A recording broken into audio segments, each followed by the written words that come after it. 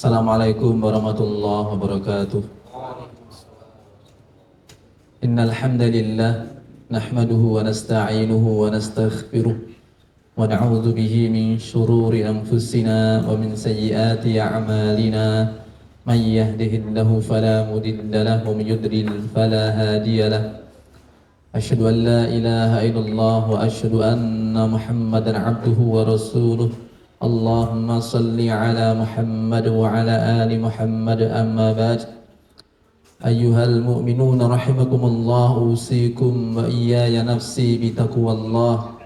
Faqad fazal muttaqun. Haitsu qala ta'ala ya ayyuhalladzina amanu taqullaha haqqa tuqatih wa la tamutunna illa wa antum muslimun. Ya ayyuhalladzina amanu taqullaha wa qulu qawlan sadida yuslih lakum a'malakum wa yaghfir lakum dhunubakum wa may yuti'illaha wa rasulahu faqad faza fawzan 'azima.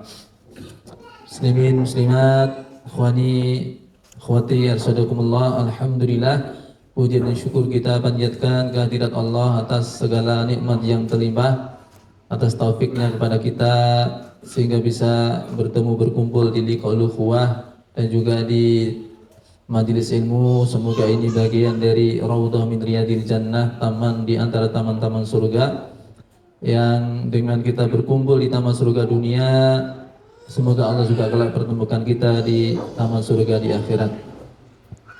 Wassalamualaikum. Kajian kitab Riyadhus Shalihin terakhir kita sampai pada bab as-sidqu, bab tentang sidik. Sudah satu hadis yang kita bahas, sekarang kita lanjut pada hadis berikutnya. Kali ini kita ambil hadis yang ketiga dari bab sidik, atau hadis yang ke-56 dari awal kitab Riyadhus Shalihin, hadisnya nomor 56, atau di bab sidik itu hadis yang ketiga. An Abi Sufyan Sakhr bin Harb radhiyallahu anhu fi hadithihi at-tawili fi qissati Hiraqla qala Hiraqlu famada ya'murukum ya'ni nabiyyu sallallahu alaihi wasallam. Qala Abu Sufyan qultu yaqul ubudullaha wahdah la tusyriku bi syai'a wa turku ma yaqulu aba'ukum wa ya'muruna bis salati was sidqa wa ya'muruna bis salati was sidqi wal afafi was silati. Muttafaqun alaih. Hadis yang ketiga dari Abu Sufyan Sakhr bin Harb radhiyallahu anhu. Di dalam hadisnya yang panjang tentang kisah Heraklius, di mana Heraklius mengatakan, bertanya pada Abu Sufyan, famada ya'murukum, apa yang Muhammad perintahkan kepada kalian?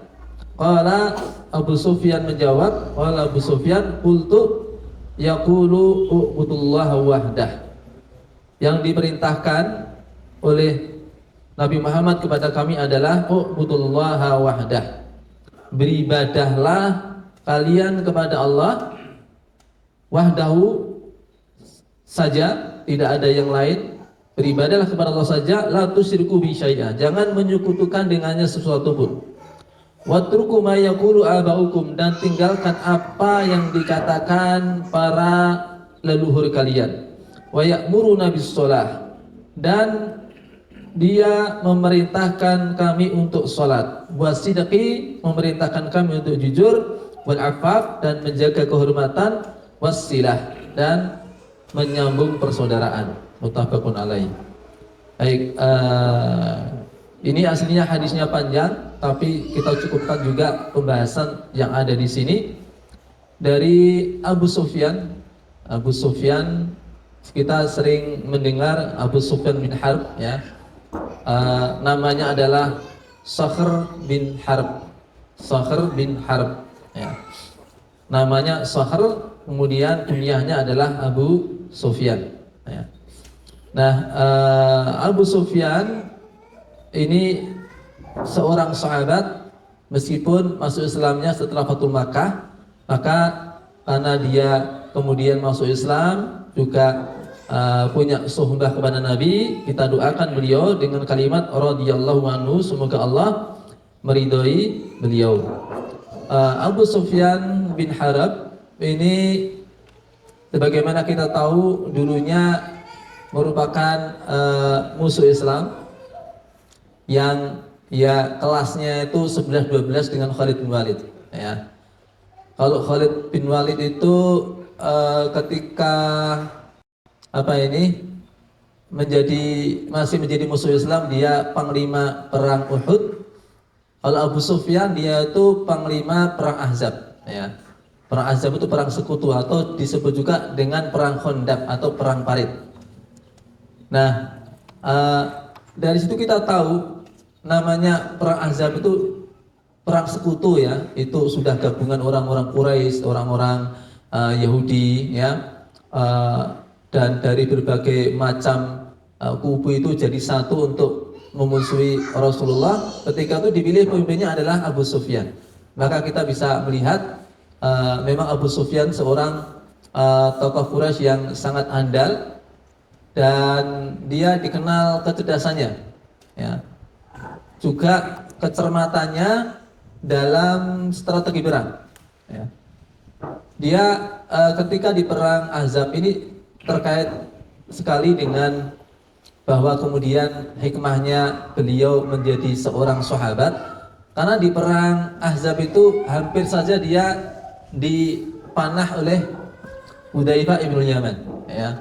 Jadi di perang Khandaq, ketika berada di perang Khandaq itu kita tahu perang Khandaq itu perang parit, di mana ketika itu atas usul dari Salman Al-Farisi, Rasul dan para sahabat membuat parit yang itu menjadi pembatas sekaligus untuk mencegah mudahnya orang-orang musyrik dari Madinah untuk masuk ke Madinah.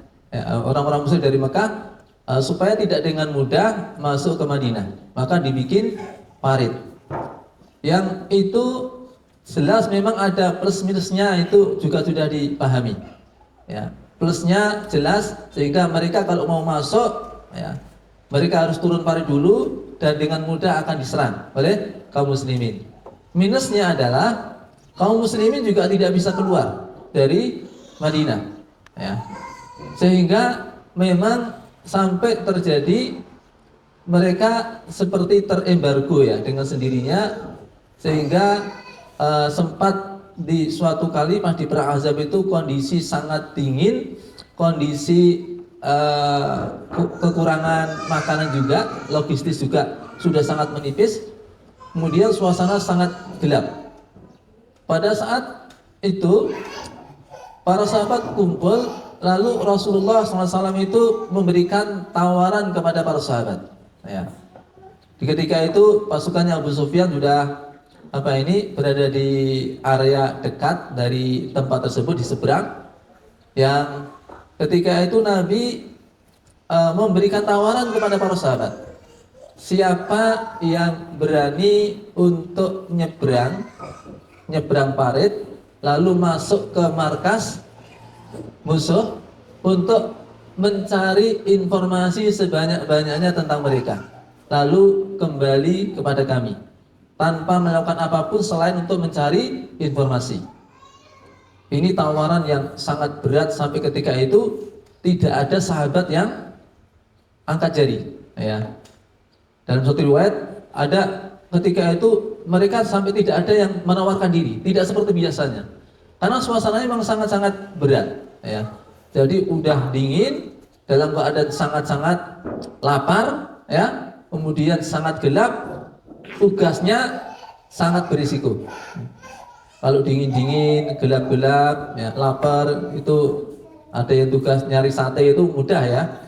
Ada pengharapan-pengharapan nantinya habis ini makan geden gitu ya. Tapi ini dalam kondisi berat seperti itu, tugasnya untuk masuk ke markas musuh. Sampai nggak ada yang menawarkan diri. Hingga kemudian Nabi ketika itu keliling di antara para sahabat, mereka pada duduk. Jadi saking orang istilahnya sekarang mager, tidak mau gerak. Saking dinginnya mereka berselimut dan dalam keadaan lapar juga malas untuk gerak. Ya. Maka Nabi yang keliling.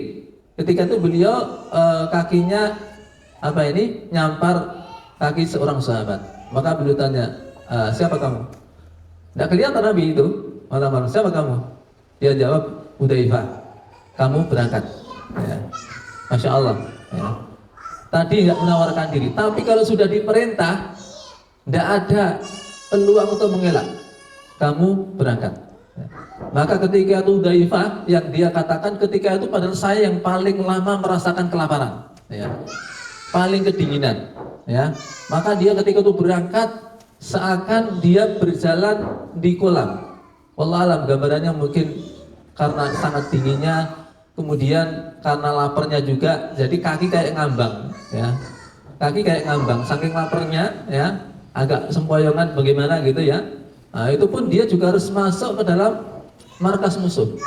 Nah, ketika dia sampai di area markas musuh, Allah membantunya dengan datangnya badai sehingga memporak-porandakan kemah pasukannya Abu Sufyan. Nah, di ketika itu sebagaimana diketahui Abu Sufyan orangnya sangat cerdas dan sangat peka sekali dengan kondisi-kondisi di mana dia tahu kondisi seperti itu biasanya dimanfaatkan musuh untuk masuknya mata-mata, ya. Jadi dia peka sekali. Maka setelah porak-poranda itu dia kumpulkan semua pasukannya, disuruh kumpul semua, lalu dia memberikan instruksi masing-masing orang harus tahu siapa samping kanan kirinya, karena saat-saat seperti ini biasanya ada mata-mata masuk, ya. Bisa dibayangkan ketika itu kalau antum jadi Hudzaifah gimana, ya. Ini strateginya Abu Sufyan juga apa luar biasa, ya.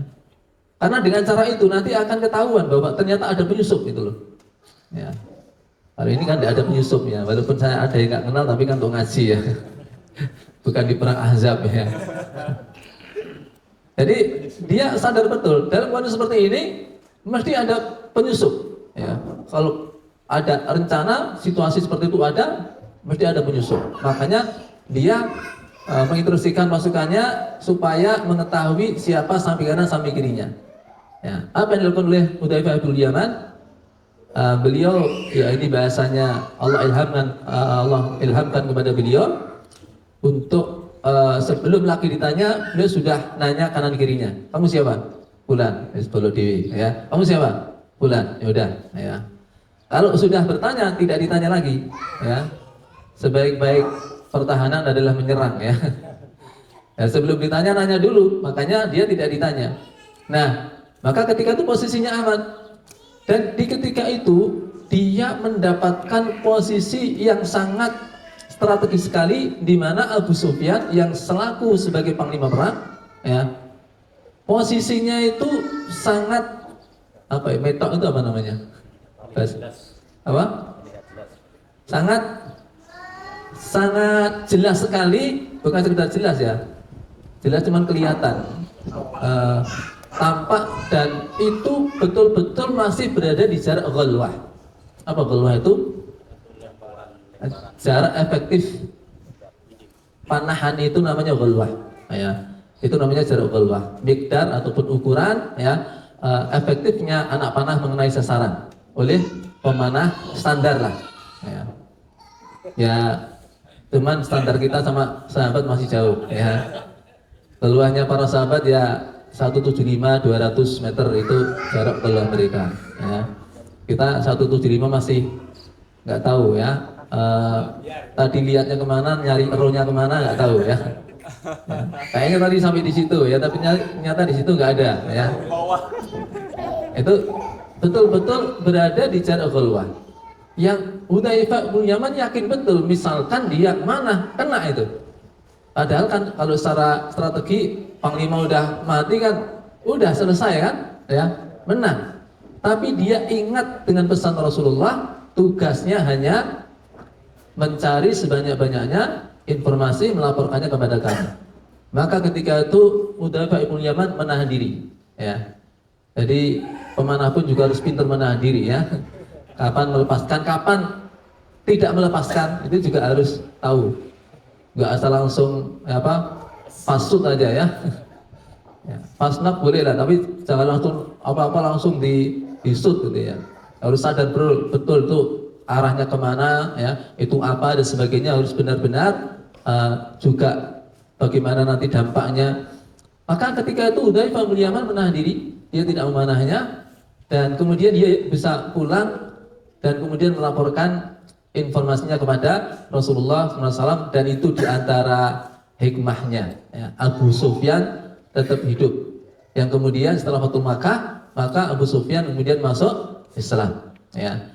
Perlu diketahui bahwa Abu Sufyan itu termasuk juga salah satu mertuanya Rasulullah.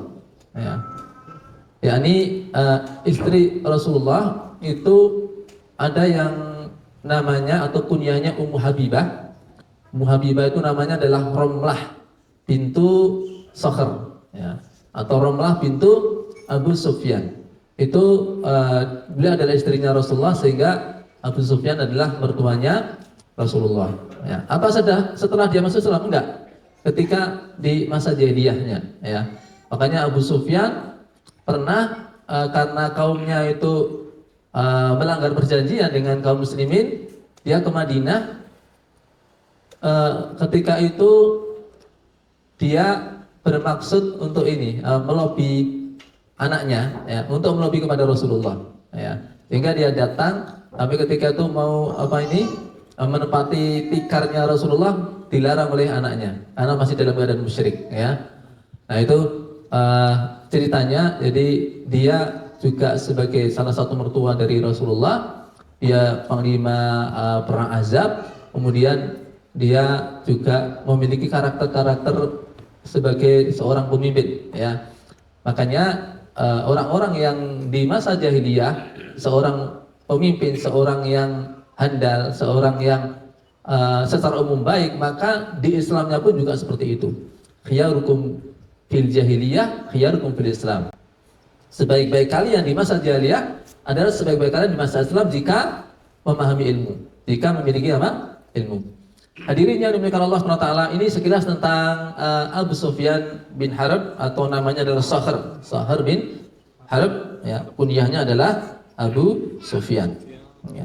Jadi pada akhirnya beliau masuk Islam setelah Fathul Makkah, ya. Beliau menceritakan tentang hadis panjang tentang kisah Heraklius.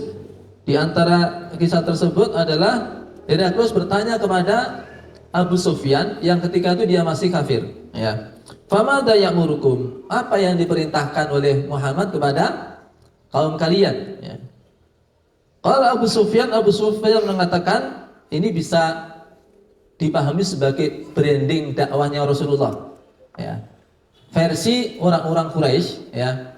Apa sih yang didakwakan oleh Muhammad? Nah, ini representasi dari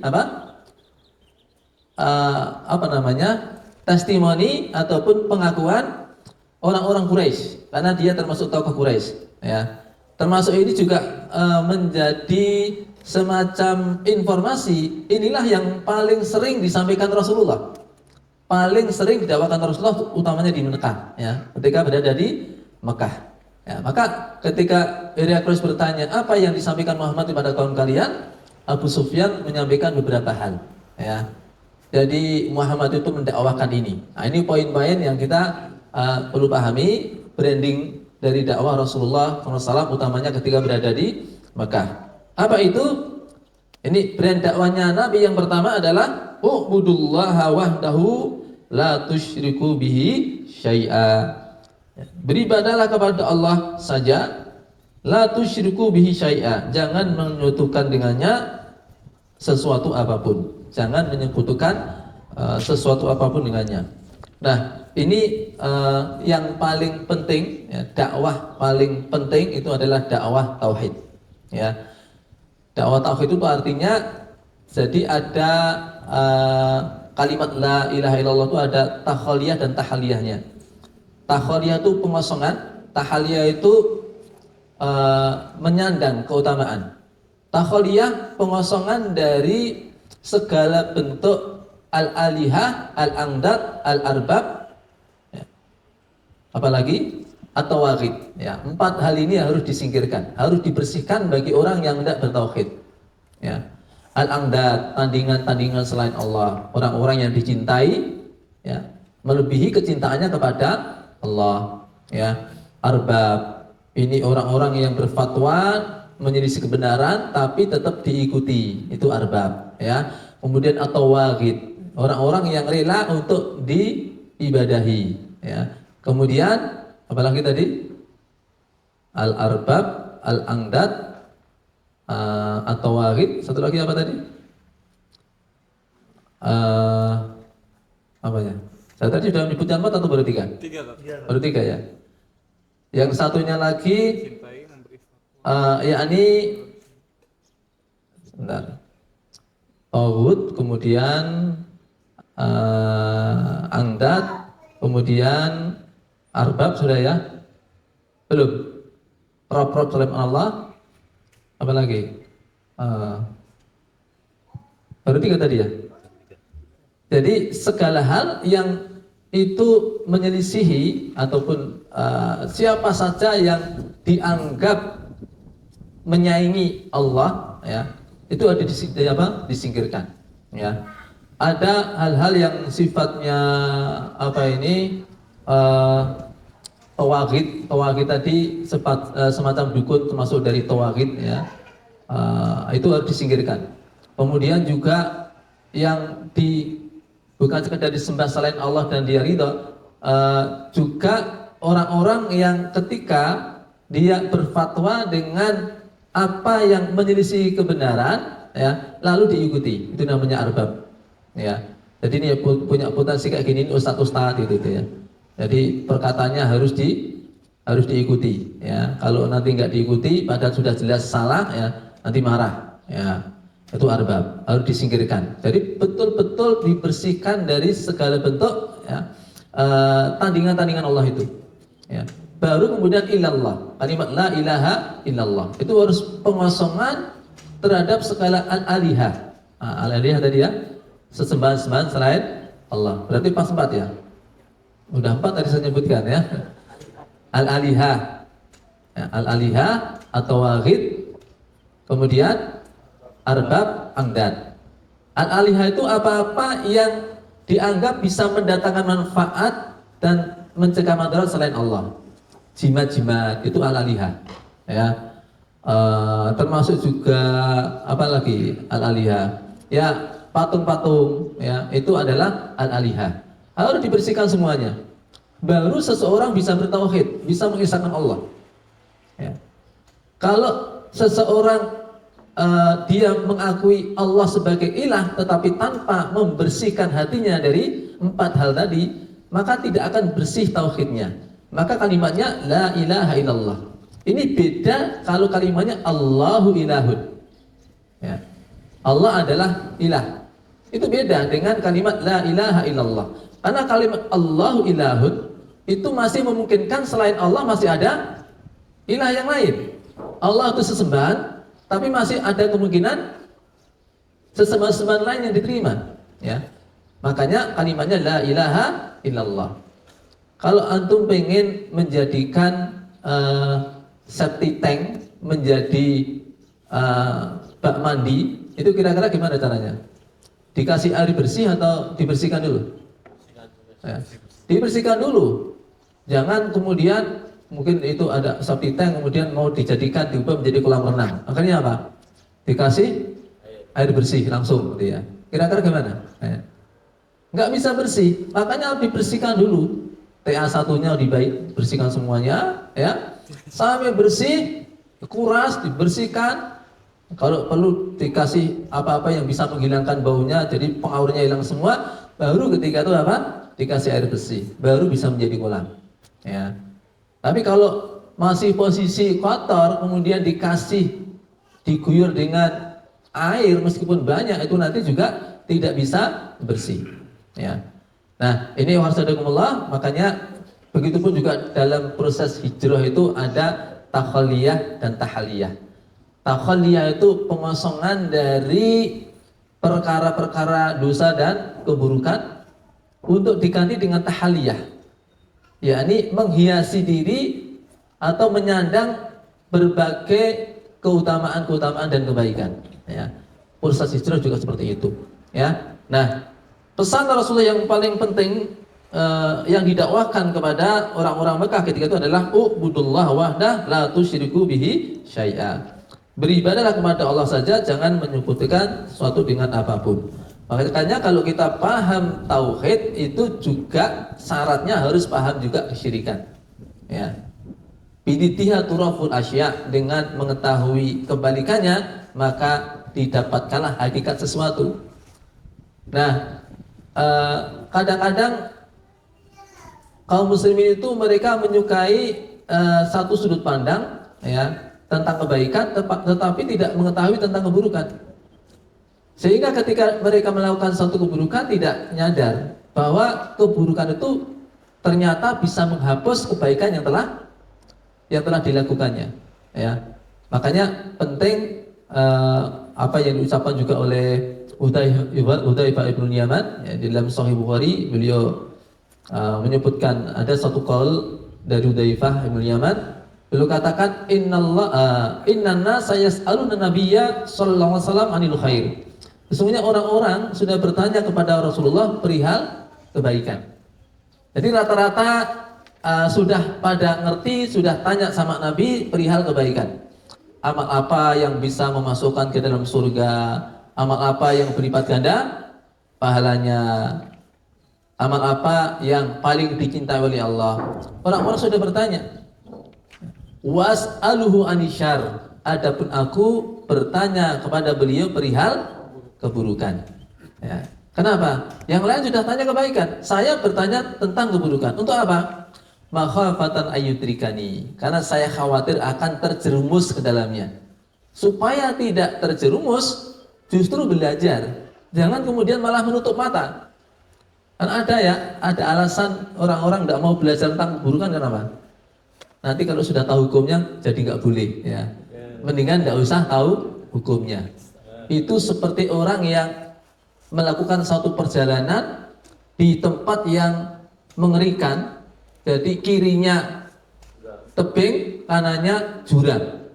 Dia ketika nyetir takut, jangan-jangan apa? Nyemplung jurang atau nabrak tebing. Nabrak apa? Tebing. Karena takut maka dia memilih untuk menutup mata. Kira-kira sampai di mana dia nanti? Ya. Ada orang-orang yang karena takut nanti ada larangan-larangan maka dia tidak belajar tentang larangan-larangan. Alasannya apa? Biar aman katanya.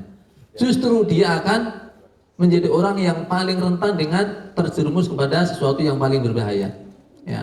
Makanya dulu ada seseorang berkata pada Abu Hurairah, sebenarnya saya juga pengen ngaji, ya. Tapi saya khawatir saya nanti meremehkan ilmu, ya. Oh yang kemarin aja belum saya amalkan, masa mau ngaji lagi? Ada yang gitu ya? Ya. Ayo ngaji, bentar nanti saya takut nanti apa buang-buang waktu, takut saya meremehkan, menyanyiakan ilmu yang kemarin, ngaji yang kemarin belum tak amalkan, ya. Ngapain saya ngaji lagi? Nah, dia beralasan takut menyanyiakan ilmu, maka dia tidak belajar. Apa kata Abu Hurairah? Beliau mengatakan kafa bi tarkikal ilm ida'atan. Justru ketika kamu tidak mau belajar, itu sudah otomatis kamu meremehkan ilmu. Kamu takut menyanyiakan ilmu, padahal kamu tidak ngaji, itu namanya apa? Menyanyiakan ilmu. Nyari aja nggak mau, gimana mau mengamalkan? Justru dengan apa? Belajar, ya, itu nanti akan ada perbaikan-perbaikan. Ya. Di antara ulama dulu mengatakan dahulu bahkan kami ketika menuntut ilmu awalnya itu bukan karena Allah. Ya. Ketika kami menuntut ilmu dulu awalnya bukan karena Allah. Ya. Mungkin di sana ada apa? Mungkin diajak temannya pekewo, ya, atau mungkin ya sekedar senang kumpul aja, ya, atau alasan-alasan yang lain yang mungkin bisa dibilang bukan lillah. Tapi setelah kami belajar, ilmu menunjukkan kepadaku bahwa saya belajar harus karena Allah. Ya. Jadi sampai kepada lillah itu sendiri juga ada proses belajarnya. Ya. Nah, ini pentingnya kita juga mengetahui dari dua sisi, karena bididiyatul fulasya dengan mengetahui kebalikannya akan didapatkan hakikat sesuatu. Orang tidak akan bakal paham tauhid kalau dia tidak paham syirik. Ya. Maka harus paham. ya, apa saja kategori kesyirikan itu. Termasuk ketika Nabi berdakwah kepada orang-orang Quraisy, ya, ubudullah wahdah la tusyriku bi syai'an, maka ketika itu udah mulai banyak hal keyakinan-keyakinan orang-orang Quraisy yang sebelumnya disandang, ya, dan diyakini itu dihilangkan, ya. Maka perintah bertauhid kepada Allah, kemudian larangan syirik diikuti kalimat watruku ma yaqulu abaukum. Tinggalkan, ya, tinggalkan apa-apa yang menjadi keyakinan, menjadi ucapan-ucapan leluhur kalian. Karena ketika itu orang-orang Quraisy, ya, brandnya kan memang mereka memiliki banyak sesembahan, ya, mereka memiliki banyak sembahan. Mereka adalah orang-orang musyrik, ya. Dan itu sudah berlangsung lama, yakni awalnya adalah Amr bin Luhai. Amr bin Luhai itu orang yang pertama kali membawa berhala ke Arab. Tadinya mereka adalah orang-orang yang bertauhid, ya. Tadinya orang-orang yang bertauhid. Karena orang Arab itu adalah keturunan Nabi siapa? Orang Arab keturunan siapa? Nabi Ismail, ya. Nabi Ismail bin Ibrahim. Beliau adalah Imamul Muwahhidin, ya, imamnya orang-orang yang bertauhid, ya. Itu Nabi Ibrahim alaihissalam. Tapi dalam perjalanannya itu suatu kali Amr bin Luhai dia pergi ke Syam, ya. Syam, ke Syria, ya. Ketika dia berada di Syam, dia melihat ada berhala-berhala itu, ya. Ada lihat berhala-berhala itu yang kemudian, ya, ini kayak orang biasa bisnis kemudian lihat peluang gitu, ya. Nah, dia kemudian berpikir, ini kalau saya bawa ke Arab mungkin laku, ya. Kalau saya bawa ke Arab mungkin laku jadi tren. Maka dia bawa satu berhala dari Syam, ya. Nah, kemudian dibawa ke Arab dan ternyata kemudian laris, ya. Dan itu kemudian turun-temurun, ya, mereka menjadi orang-orang yang musyrik. Makanya Nabi mengatakan, ra'aitu Amr bin Luhai yajuru qusbahu finnar. Saya melihat Amr bin Luhai itu menyeret-nyeret ususnya di neraka. Karena dia adalah pelopor kesyirikan, ya. Dia yang pertama kali membawa berhala ke negeri Arab, itu adalah Amr bin Luhai. Hadirin yang dimuliakan Allah SWT, jadi sekaligus ketika perintah tauhid meninggalkan syirik itu dikumandangkan, Nabi juga mendakwakan apa? Watruku ma yaqulu abaukum. Yakni apa yang menjadi sisa-sisa jahiliyah itu disingkirkan, ya. Leluhur kalian jahiliyah tidak layak untuk diambil apa? Sebagai teladan, harus apa? Disudahi, ya. Yakni pendapat-pendapat, kebiasaan-kebiasaan, ya, dari leluhur yang bertentangan dengan syariat dan bertentangan dengan akidah Islam, bertentangan dengan tauhid, itu harus ditinggalkan. Ini brand dakwahnya Rasulullah, ya. Maka ini harusnya juga kita ikuti jejak ini, ya, bahwa setiap tradisi leluhur itu, ya, memang tidak semuanya buruk, ya, tapi juga tidak semuanya baik, ya. Kita harus mengukurnya dengan barometer syariah, ya. Sebagaimana dulu juga Islam datang dalam keadaan orang-orang Arab sudah punya keyakinan, sudah punya kebiasaan, sudah punya uruf, sudah punya adat, ya. Nah, mana-mana adat yang kemudian, mana-mana keyakinan yang kemudian, mana-mana kebiasaan-kebiasaan yang kemudian direvisi oleh syariat, nah, itu mestinya juga kita perhatikan, ya. Karena sebenarnya jenis kesyirikan dari dulu sampai sekarang mirip-mirip aja, ya. Hanya mungkin nanti pakai barang yang berbeda. Orang Arab dulu punya kebiasaan apa yang disebut dengan tatoyur misalnya. Tatoyur dari kata burung. Jadi objek yang dijadikan sebagai penentu keyakinan adalah gelagat seekor burung. Jadi orang-orang Arab dulu kalau mau bepergian untuk suatu keperluan, mereka pasang detektor terlebih dahulu. Ya. Pasang detektor maksudnya mau mendeteksi nanti untung atau rugi. Kalau untung lanjut, kalau nggak untung, ya nggak jadi pergi. Apa alat detektornya? Nah, itu mereka punya burung piaraan. Ya. Mungkin kalau kayak sekarang ini punya doro kepelean itu ya. Ya. Kalau diterbangkan dia bisa kembali sendiri. Ya, udah tahu jalan pulangnya. Nah, sebelum mereka pergi, untuk mendeteksi nanti untung atau tidak, diterbangkanlah burung yang sudah dia pelihara itu. Nanti kemudian dilihat arah terbangnya kemana. Kalau arah terbangnya ke kanan, tanda keberuntungan, budal. Gitu ya. Tapi kalau burungnya tadi terbangnya ke arah kiri, ini penanda sial, ya, nggak jadi berangkat. Nah, kalau apa tadi? Kalau ke kanan, budal. Kalau ke kiri, ya sial. Jadi nggak jadi berangkat. Kalau terbangnya lurus,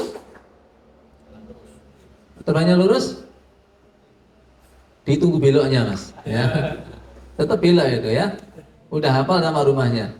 Nah, atas tradisi itu yang sudah lama berlaku, Nabi kemudian atas wahyu dari Allah merevisi dan memerintahkan umatnya untuk meninggalkan tradisi itu. Beliau bersabda, man raddathu tiyaratu an hajatihi faqad asyraka. Barang siapa yang mengurungkan hajatnya karena melihat gelagat seekor burung, maka dia telah menyekutukan Allah. Ya. Nah, itu makanya disebut dengan tatayyur. Ya, dari kata toyir. Nah, tapi sebenarnya bukan soal burung atau bukan burungnya, sehingga hal yang mirip kalau kemudian diyakini serupa, maka itu juga merupakan tatayyur. Ya. Kita mungkin bukan melihat gelagat seekor burung, ya, penanda sial itu, mungkin melihat seekor ular nyebrang, misalnya keluar kampung Pak, lihat ada ular nyebrang, ular kecil, ya, ular laryangon, ya, ular Mbah Buyut, ya, nggak tahu di tempat lain namanya apa ini ya, ular apalagi itu, diwel nyebrang jalan. Nah, ketika ada ular nyebrang jalan, lalu ada keyakinan, wah ini isyarat, ini penanda bahwa di sana ada mara bahaya. Lalu dia apa? Ulang lagi. Ini sama tatayyur juga. Walaupun objeknya apa? Ular. Man raddathu tiyaratu an hajati faqad asyaraka. Kecuali ularnya segede pohon kelapa, itu balik pulang nggak apa-apa, ya. Bukan karena penanda di sononya, di situnya itu ya. Ularnya itu kalau segede pohon kelapa ya baliklah, ya. Nyari temen ya untuk nangkep ya. Nah, di kita bukan burung, mungkin ada yang lain seperti cicak ya, yang dianggap penanda sial. Jadi kalau sudah kejatuhan cicak, wah itu sudah kayak menghitung hari, bahkan menghitung jam, menghitung menit ya. Ini penanda sial. Jadi kalau sudah kejatuhan cicak kok tidak segera dapat kesialan, malah nunggu-nunggu. Ini kapan datangnya? Udah sekalian segera datang aja biar tidak mikir-mikir itu ya. Karena kayak sudah jadi kepastian bahwa itu betul-betul penanda sial. Apalagi jatuhnya pas di ubun-ubun itu ya, wah itu dianggap penanda sial. Ya, kok GR banget ya, sampai-sampai apa itu hewan-hewan itu ngasih tahu ya baik hatinya itu loh, ngasih kode nanti kamu akan dapat musibah itu ya. Nah, maka itu suatu tatayyur yang kita tidak boleh mempercayainya, ya, nggak boleh percayainya. Kecuali nanti sesuatu yang sifatnya logis deh ya. Yang logis itu misalnya kayak di pelajaran-pelajaran IPA itu kalau itu hewan-hewan yang berada di pucuk gunung pada turun, itu penanda. Nah, itu sifatnya apa? Logis ya. Mungkin di sana stok makanan habis, atau mungkin panas, penanda akan ada apa gunung meletus dan sebagainya. Kalau itu bukan bagian dari tatayyur karena sifatnya logis. Tadi kan tidak ada hubungannya ya antara kesialan yang akan, misalkan dia mau dagang ke negeri mana ya, kemudian burungnya itu kok terus terbangnya ke arah kiri, kan tidak ada hubungannya ya. Maka itu yang disebut dengan tatayur. Dihilangkan dengan datangnya Islam. Ya. Dan masih banyak lagi. Jadi kesyirikan dulu sama sekarang itu sebenarnya ya mirip-mirip. Ya. Dulu orang-orang datang kepada jin, ya, penunggu. Ya, sama sekarang ke apa? Tempat-tempat wingit. Mirip-mirip aja. Namanya Uzza, ya. Uzza itu kan termasuk andalan ya. Dulu orang-orang Arab datang ke Uzza itu karena di situ ada jin penunggunya, ada setan penunggunya, ya. Itu bentuknya 3 pohon, kemudian dibikinkan pagar, dikasih pagar. Nah, pada saat Fathul Makkah, Rasulullah memerintahkan Khalid bin Walid untuk menghancurkannya, ya, untuk menghancurkan pohon Uzza. Nah, ketika itu Khalid bin Walid diperintahkan, beliau seorang yang pemberani, ya, dan Khalid bin Walid pun juga masuk Islamnya setelah Fathul Makkah, ya. Dia diperintahkan untuk menghancurkan Uzza. Saat itu dia tebang pohon-pohon tadi, dirusak pagarnya, lalu dia datang pada Rasulullah. Ya. Saya sudah mengerjakannya ya Rasulullah. Tapi Nabi mengatakan, kamu belum mengerjakannya. Ya. Kamu belum mengerjakannya. Artinya apa? Belum selesai tugasmu. Maka pahamlah maksud Khalid bin Walid paham maksud Rasulullah bahwa ada sesuatu yang di sana yang harus diselesaikan. Maka dia datangi lagi tempat tersebut, ternyata dia mendapati ada syaitanah al-Uzza. Ya, ada setan penunggu di Uzza itu. Ya, setan wanita. Yang dia ketika itu dalam keadaan lagi menaburkan tanah di kepalanya. Ya, ini setannya perempuan. Ya, oh setan itu kalau perempuan, wanita atau betina? Ya. Betina. Jadi setan perempuan, syaitan al-Uzza, yang ketika itu kemudian dibunuh oleh Khalid bin Walid dan terbunuh. Ini menjadi bukti bahwasanya jin itu bisa mati. Ya, sebelum hari kiamat. Yang matinya pada hari kiamat itu iblis. Ya, karena ketika dia minta pada Allah, Rabbi anzirni ila yaumi yub'atsun. Wahai Rabbi, undurkan aku. Ini pakai ya mutakalim, ya. Anzirni ana. Undurkan aku. Jadi satu person saja. Ya, kalau iblis sama seorang jin, ya. Satu person, ya. Satu person iblis saja. Jawaban Allah juga begitu, ya. Innaka minal mungdarin. Kamu innaka anta. Kamu satu person saja diberi tangguh. Ya. Adapun yang lain mati sebagaimana matinya manusia, bahwa umurnya itu ada yang bervariasi, ada yang umur panjang dan sebagainya, itu hal lain. Tapi bukan berarti setan, jin itu tidak bisa mati. Mereka juga bisa mati sebagaimana matinya manusia. Mereka juga bisa dibunuh. Di antara mereka juga saling bunuh. Ya.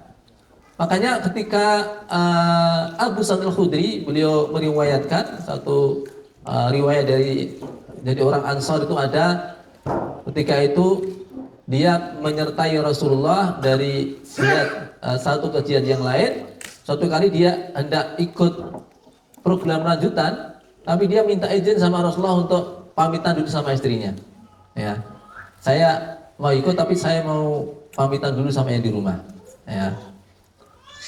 Lalu diizinkan Rasulullah, beliau katakan, khudz silahaka fa ini aqafu alaika bani Quraidah. Kamu ambil senjata kamu bawa senjata, saya khawatir nanti kamu dicegat sama, ya, orang-orang dari Bani Quraidah. Dia bawa senjatanya, dia bawa tombak. Ketika itu pas pulang, mendapati istrinya sedang berada di bibir pintu, ya. Sedang berada di bibir pintu seperti mau lari dari rumah, ya. Mau menyebutkan bahasanya nggak tega saya, ya. Seperti mau lari dari rumah. Maka ini menimbulkan kecemburuan sahabat Ansar ini. Ini tidak ada suaminya kok mau pergi, gitu ya. Nah, melihat kecemburuan dari suaminya ini, maka istrinya tadi mengatakan, silakan Kanda masuk dulu ke rumah. Setelah itu silakan berbuat apa yang Kanda suka. Nah, ya. Jadi jangan curiga dulu, lihat dulu apa yang ada di dalam. Ternyata dia masuk ke rumahnya, di dalam itu ada ular besar. Ya. Terjadilah pergulatan hebat yang akhirnya dua-duanya meninggal. Ya. Ketika itu Abu Sufyan mengatakan wala yudra ayyuma awwalu mata, tidak diketahui mana yang lebih dahulu mati. Setelah disampaikan pada Rasulullah, ternyata ular tadi adalah jelmaan jin. Ya.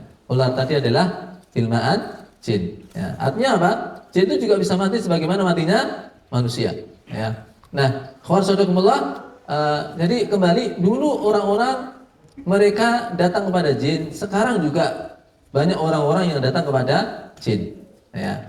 Itu tradisi dulu dengan sekarang Arab sama kita yang di Jawa, cara di Indonesia itu juga sebenarnya mirip-mirip aja. Ya, mirip-mirip aja. Hanya ya objeknya aja. Sama-sama binatang, cuman binatangnya beda, ya. Sama-sama datang pada jin. Ya. Ya, mungkin kalau jin ya beda nama aja.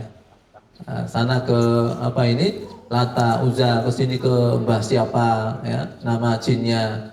Ya, nama apa ini, bahkan kalau di Jawa kan nama hantunya juga macam-macam juga ya. Dulu ada apa yang tahun 1906 kalau tidak salah, dia melakukan penelitian ke penduduk Jawa, ya, melakukan apa ya, sensus penduduk hantu di Pulau Jawa, ya.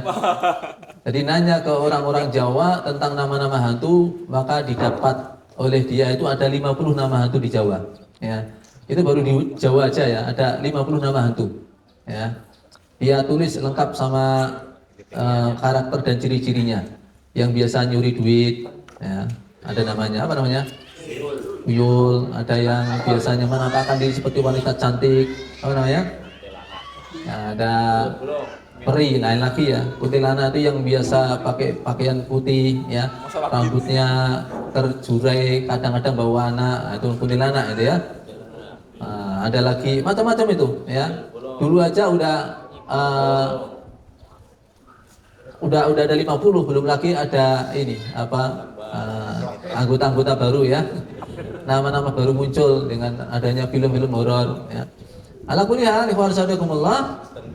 di antara branding dakwahnya Rasulullah ketika itu adalah watruku ma yaqulu abaukum. Ya, tinggalkan apa-apa yang dikatakan oleh leluhur kalian. Karena tantangan dakwah ketika itu ya memang itu. Selalu orang-orang yang diajak oleh Rasulullah untuk bertauhid, meninggalkan syirik, ya. Alasan mereka apa? Wa idza qila lahum ta'alu ila ma anzalallahu wa ila rasul ra'aital munafiqina yasmuna anka sududa. Kemudian juga di dalam ayat yang lain mereka mengatakan cukuplah bagi kami apa yang dikatakan oleh bapak-bapak kami. Selalu kalau ditanya, diajak, ayo kepada Allah, kepada Rasul, mereka mengatakan apa? Ya, kami ngikuti gimana biasanya saja. Ya. Leluhur dulu kayak gini kok, ngapain harus ngikutin begitu? Ya. Dan saya kira ini juga mirip-mirip ya dengan dakwah kita, utamanya di kampung-kampung. Kalau di situ ada, misalnya ada adat yang bertentangan dengan syariat, kita ajak kepada yang sesuai dengan syariat. Alasannya yaitu, ya. Apa alasannya? Mbah-mbahmu dhisik yang ngene iki, gitu kan? Ya. Mbahmu juga dulu kayak gini, ya. Cukup kami ikuti apa-apa yang menjadi kebiasaan ayah-ayah kami, leluhur kami, ya. Itu juga yang menjadi alasan orang-orang Arab dahulu ketika didakwahi, mereka yang menolak selalu dengan alasan itu. Makanya dakwah beliau diantaranya adalah watruku ma yaqulu abaukum. Tinggalkan apa-apa yang menjadi pendapat-pendapat, keyakinan nenek moyang kalian. Wa ya'muruna bis shalah, dan dia memerintahkan kami untuk sholat. Ya, ini jelas ya. Jadi sholat itu menjadi brandnya Islam, ya. Jadi istilah sholat udah, kalau istilah sholat itu Islam, ya. Makanya ini juga menjadi barometer keislaman seseorang. Al-ahdu bainana wa bainal kufri aw syirki tarkus shalah. Faman taraka faqad kafara. Ya. Perjanjian antara kita dengan orang-orang musyrik atau kafir itu adalah sholat. Maka siapa yang meninggalkannya, dia kafir. Jadi memang sholat itu identik dengan Islam. Dan dia juga menjadi barometer kebaikan Islam seseorang itu pertama kali dilihat adalah salatnya dulu. Ya, itu barometer. Makanya Umar bin Khattab mengatakan man dhayya'a shalah fahuwa lima siwa adhiya. Barang siapa yang meremehkan urusan salat, maka untuk urusan yang lain pasti lebih meremehkan. Ya. Kalau salatnya diremehkan, ya anak orang tua pemenang, ya mesti juga diremehkan. Ya. Urusan kebaikan yang lain pasti juga diremehkan. Kalau udah urusan salat itu diremehkan. Kalau Allah aja berani dia tentang, bagaimana dengan yang lain? Kalau Allah aja perintahnya ditelantarkan, bagaimana dengan perintah yang lain? Pesannya Allah tidak digubris, bagaimana dengan pesan, ya pesan yang lain? Ya. Maka ini menjadi brand dari Islam sendiri, bahkan sejak di awal mula datangnya wa ya'muruna bis-shalah was-sidqi. Ini hubungannya dengan bab, ya. Beliau memerintahkan kepada kami untuk berlaku jujur, karena tanpa kejujuran tidak bisa diajak baik kemana-mana, tidak bisa, ya. Maka hadis yang kemarin apa? Alaikum bisidqi fa inna sidqa yahdi ilal bir. Hendaklah kalian pegang kejujuran, karena jujur itu akan membawa kepada kebaikan. Al-bir di sini dengan menggunakan lam ta'rif maknanya istighraq, mencakup segala jenis kebaikan. Berhubungan dengan Allah maupun berhubungan dengan sesama makhluk. Ya. Itu akan bisa dibawa dari arah sidik, jujur. Sama sebaliknya juga, ketika kejujuran tidak ada, maka tidak bisa diajak kemana-mana dari kebaikan. Makanya sering saya sampaikan, kalau kita mau memperbaiki akhlak anak-anak kita, mulai dari kejujuran. Ya. Pokoknya jadikan sebagai barometer betul. Dan anak itu menyadari, tahu bahwa kita itu memprioritaskan kejujuran anak. Ya. Soal resiko-resiko gelas pecah dan sebagainya itu ringan, ya, anggap ringan, ya. Tapi kita betul-betul terlihat marah ketika anak tidak jujur, ya. Itu prioritas gitu, ya. Karena kalau anak sudah tidak jujur, kita tidak bisa bawa kemanapun kebaikan yang bisa kita ajarkan, tidak bisa. Karena dia hanya akan baik di hadapan kita kalau dia tidak jujur. Walaupun dia nurut di hadapan kita, tapi di belakang kita tidak tahu dia lagi ngapain, ya, mengerjakan apa yang kita perintahkan atau tidak, kita juga tidak tahu, ya. Maka penting sekali ini kejujuran, dan ini menjadi brand dakwahnya Rasulullah, dan ini menjadi karakter unggul dari Rasulullah, ya. Sehingga dakwah beliau diterima karena beliau dikenal sebagai orang yang jujur, ya. Dikenal sebagai orang yang jujur, ya. Ketika awal-awal dakwah Islam, Nabi diperintahkan untuk mengumpulkan, menyampaikan dakwahnya kepada orang-orang dekatnya, maka beliau ketika itu naik ke satu tempat yang tinggi, ke bukit, lalu menyeru, ya, orang-orang untuk berkumpul dengan kalimat ya sobahah. Ya. Dulu kalau ada panggilannya sobahah itu artinya apa? Ada kejadian penting, darurat, semua harus segera kumpul. Ya. Kalau di orang-orang kita dulu ada kentongan, ya, ada kentongan dengan berbagai macam jenisnya. Jadi kalau ada ini, oh ada kebakaran, ada kematian, itu dulu ada apa? Oh ini ada bahaya, dulu ada kode-kodenya. Nah ini kodenya, ya, bahwa isyarat untuk kumpul semua ke titik kumpul, ya, ke sumber suara dengan kalimat ya sobaha, ini pagi hari. Maka semua kumpul, dari orang-orang kaya sampai orang-orang miskin, dari pokoknya semua kumpul, ya. Nah, pada saat kumpul itu, maka Nabi kemudian bertanya kepada mereka, ya, bagaimana pendapat kalian seandainya saya katakan di belakang bukit sana akan ada pasukan kuda yang menyerang kalian? Hal tusaddiquni, apakah kalian percaya dengan ucapan saya?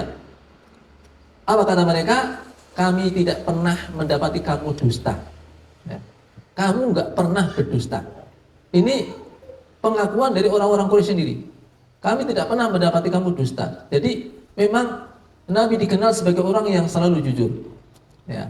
Maka kepercayaan orang-orang Quraisy inilah yang kemudian dijadikan senjata oleh Rasulullah jika memang kalian percaya sama saya, ya, maka percayalah saya sebagai yang membawa risalah. Sebagaimana kalian percaya, seandainya saya katakan di belakang sana itu ada pasukan menyerang kalian, ya, maka percayalah apa yang saya bawa ini bukan sesuatu yang dusta. Ya, itu dijadikan sebagai saran dakwah beliau. Ya. Nah, orang seperti siapa? Abu Lahab, karena dia itu merasa apa ya? Itu tidak penting gitu ya. Dikirain apa gitu ya. Maka dia katakan kepada Nabi Muhammad ketika itu, tabban laka ya Muhammad, ali hada jama'tana, celaka engkau Muhammad, hanya untuk inikah kamu menyuruh kami kumpul, ya. Dikirain ada yang penting, ternyata hanya ginduang gitu ya. Dia katakan tabban laka ya Muhammad, ya.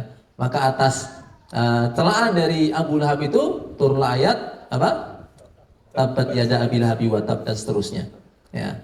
Nah, ini ikhwan rahimakumullah, jadi di antara brand dakwah Rasulullah itu adalah sidik, sebagaimana ini juga menjadi karakter yang diakui oleh orang-orang Quraisy terhadap beliau, bahwa beliau memang tidak pernah untuk berdusta. Ya. Makanya ini juga jadi syarat orang di periwayatan hadis.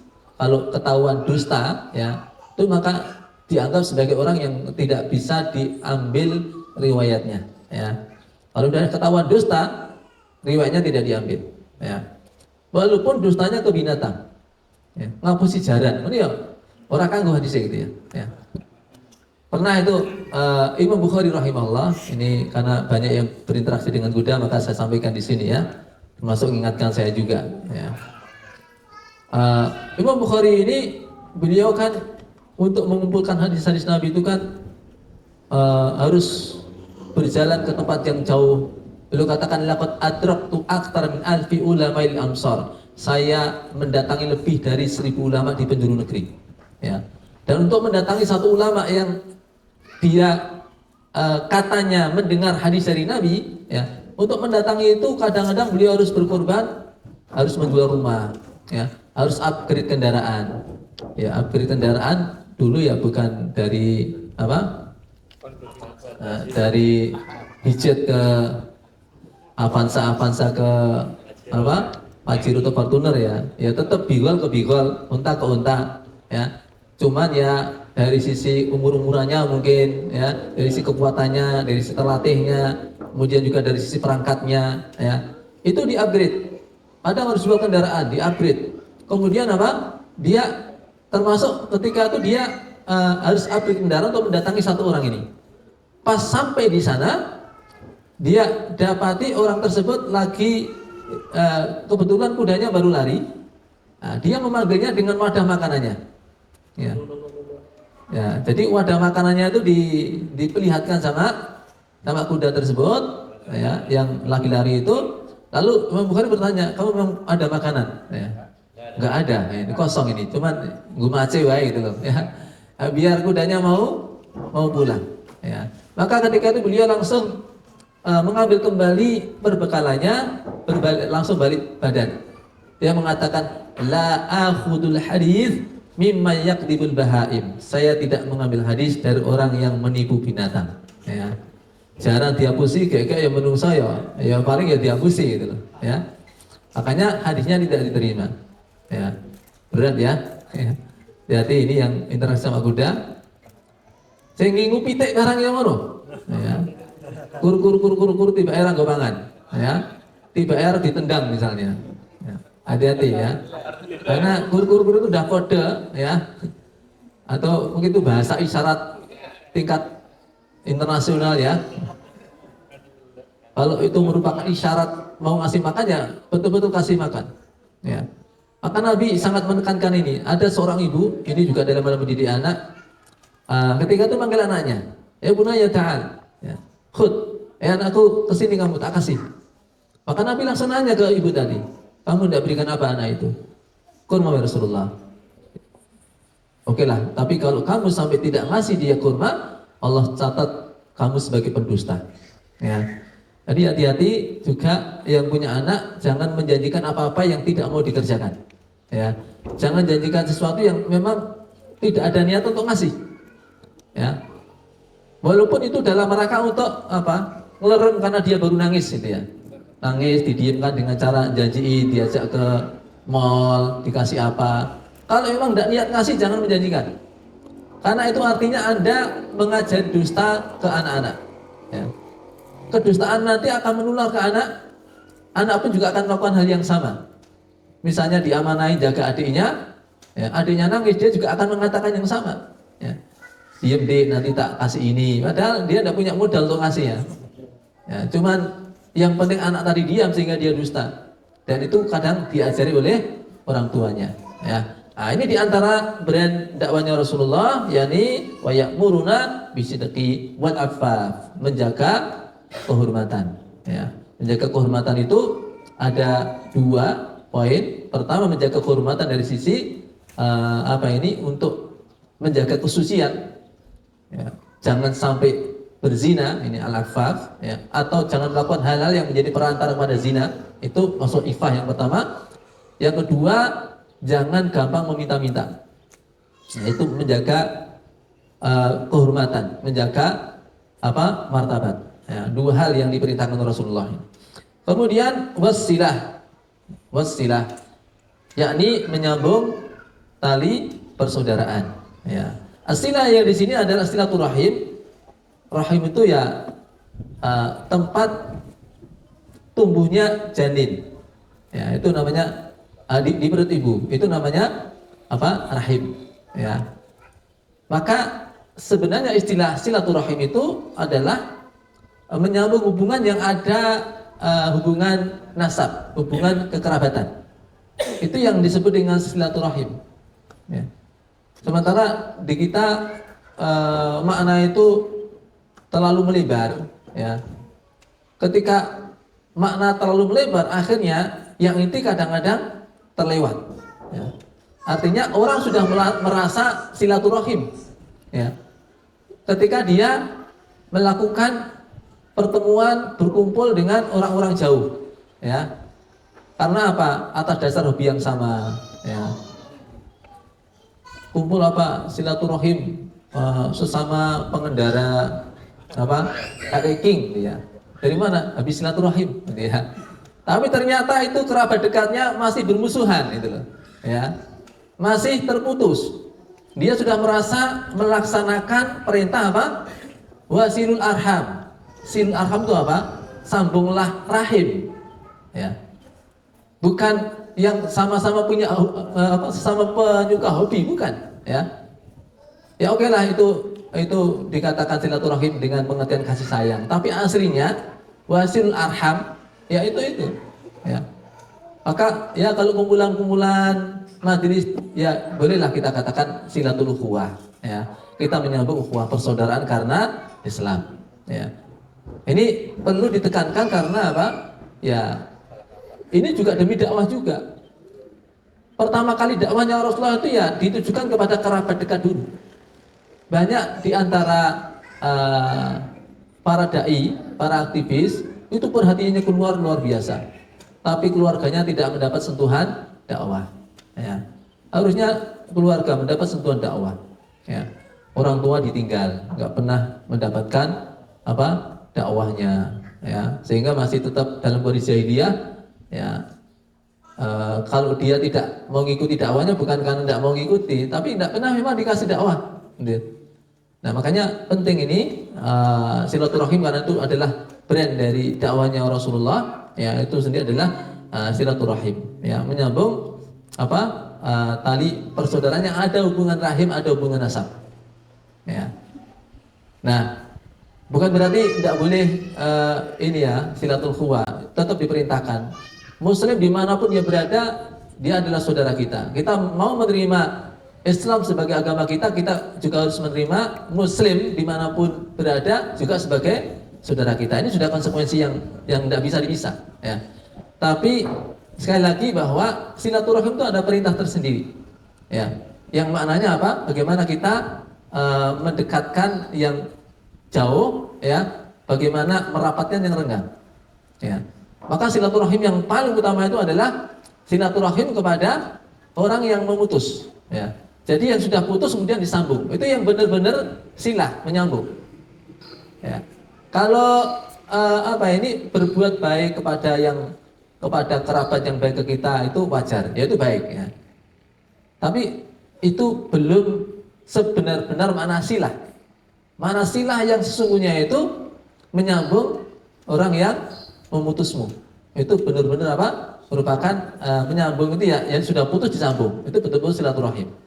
Ya. Maka dari sini kita juga perlu lihat lagi saudara-saudara kita, ya, kerabat-kerabat kita. Oh, ada enggak yang terlewat dari dakwah kita? Ada enggak yang terlewat dari kasih sayang kita? Ya, ada enggak yang terlewat dari perhatian kita? Itu kita lihat lagi. Ya. Kalau kita perhatikan mereka, kemudian kita hubungkan kasih sayang kita dengan mereka, itu nanti itu insya Allah juga akan ada pengaruh besar ke dakwah kita keluar. Ya. Karena ya bagaimanapun yang terdekat dengan kita ya sejak kecil kita ya mereka, para kerabat secara nasab ya, walaupun jaraknya jauh tetapi secara emosional ya itu pasti dekat ya. Kalau kemudian ternyata jauh karena jarang interaksi, tetap bagaimana didekatkan, diawali lagi, disambung lagi interaksinya dengan baik ya. Karena ini adalah bagian dari perintah ya, wasilul arham ya. Ini juga menjadi sesuatu yang ditangkap oleh Abdullah bin Salam ya. Ketika Nabi sampai di Madinah, dia perhatikan apa pesan pertama dia ya. Jadi ketika itu dia menyimak kerumunan orang sampai dia bisa melihat dengan dekat, oh ini tahu Muhammad ya. Ketika itu dia belum masuk Islam, dia orang Yahudi ya. Nah, yang pertama kali didengar apa yang dikatakan Nabi, pesan beliau kepada orang-orang ketika berada di Madinah, apa? Di antaranya afsus salam ya. Kemudian wasilul arham, hendaklah kalian menyebarkan salam dan hendaklah kalian wasilul arham. Apa itu? Sambung hubungan kekerabatan ya. Maka ini menjadi benar-benar brand dari dakwah Islam, dakwahnya Rasulullah itu diantaranya adalah untuk menyambung silaturahim. Ini aja yang bisa saya sampaikan, mudah-mudahan bermanfaat. Akhirul kalam, assalamualaikum warahmatullahi wabarakatuh.